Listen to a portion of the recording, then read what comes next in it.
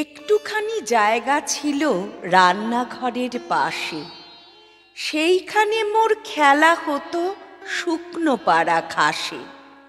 একটা ছিল ছাইয়ের গাদা, মস্ত ঢিবির মতো। পোড়া কয়লা দিয়ে দিয়ে সাজিয়েছিলেম কত। কেউ জানে না সেইটে আমার পাহাড় মিছিমিছি।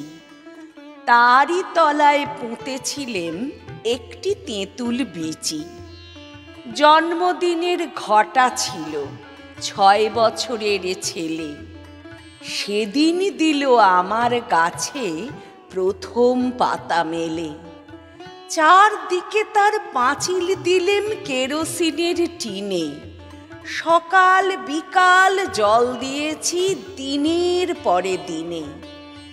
জলখাবারের অংশ আমার এনে দিতেম তাকে, কিন্তু তাহার অনেকখানি লুকিয়ে খেত কাকে।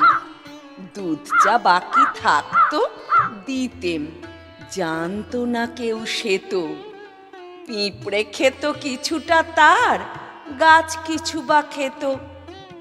চিকন পাতায় ছেয়ে গেল, ডাল দিল সে পেতে। মাথায় আমার সমান হলো 2 বছর না যেতে। একটি মাত্র গাছ সে আমার, একটুকু সেই কোণ। চিত্রকূটের পাহাড় তলায় সেই হলো মোর বোন। কেউ জানে না সেথায় থাকেন অষ্টাবক্র মুনি। মাটির পরে দাড়ি গড়ায়, কথা কন্যা উনি। রাত্রে শুয়ে বিছানাতে শুনতে পেতেম কানে রাক্ষসেরা পেঁচার মতো চেঁচাতো সেইখানে। 9 বছরের জন্মদিনে তার তলে শেষ খেলা। ডালে দিলুম ফুলের মালা সেদিন সকাল বেলা। বাবা গেলেন মুন্সিগঞ্জে রানাঘাটের থেকে। কলকাতাতে আমায় দিলেন পিসির কাছে রেখে।